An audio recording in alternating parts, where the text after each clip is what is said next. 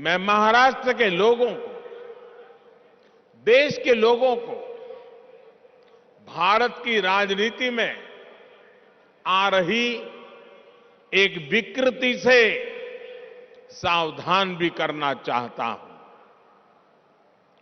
ये विकृति है शॉर्टकट की राजनीति की। ये विकृति है राजनीतिक स्वार्थ के लिए देश का पैसा लुटा देने की। ये विकृति है करदाताओं की गाढ़ी कमाई को लुटा देने की।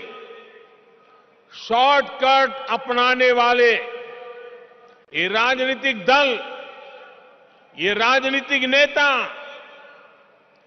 देश के हर करदाता के सबसे बड़े दुश्मन है, जिनका मकसद सिर्फ सत्ता में आना होता है, जिनका लक्ष्य झूठे वायदे करके सिर्फ सरकार हड़पना होता है, वो कभी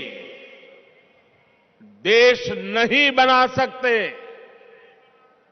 आज एक ऐसे समय में जब भारत अगले 25 वर्षों के लक्ष्यों पर काम कर रहा है, तो कुछ राजनीतिक दल अपने निजी स्वार्थ में भारत की अर्थव्यवस्था को तबाह कर देना चाहते हैं।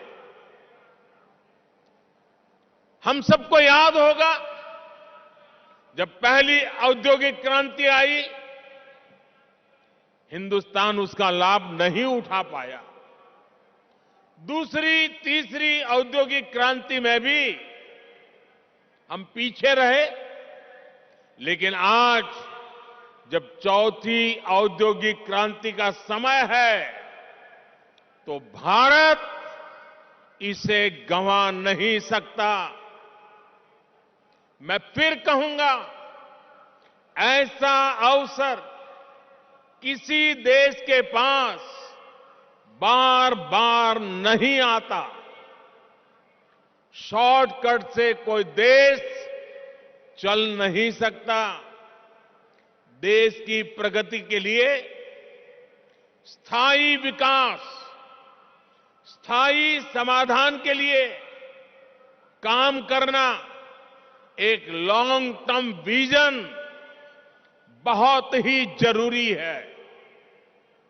और स्थायी विकास के मूल में होता है इंफ्रास्ट्रक्चर।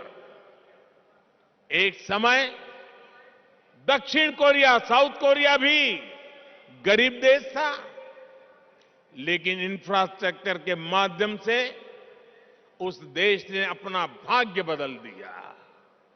आज खाड़ी के देश इतना आगे इसलिए भी है और लाखों भारतीयों को वहां रोजगार मिलता है, लाखों भारतीयों को, क्योंकि उन्होंने भी बीते 3-4 दशकों में अपने इंफ्रास्ट्रक्चर को मजबूत किया है, आधुनिक किया है और फ्यूचर रेडी किया है।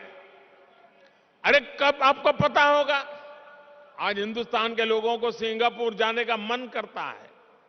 कुछ दशक पहले तक सिंगापुर भी एक सामान्य आइलैंड कंट्री हुआ करता था। फिशरीज से कुछ रोजी रोटी लोग कमा लेते थे, लेकिन सिंगापुर ने इंफ्रास्ट्रक्चर पर निवेश किया, सही आर्थिक नीतियों पर चला और आज वो दुनिया की अर्थव्यवस्था का इतना बड़ा केंद्र बना हुआ है। अगर इन देशों में भी शॉर्टकट की राजनीति हुई होती, टैक्स पेयर का पैसा लुटाया गया होता, तो ये देश कभी उस ऊंचाई पर नहीं पहुंच पाते जहां आज है। देर से ही सही, भारत के पास अब यह अवसर आया है।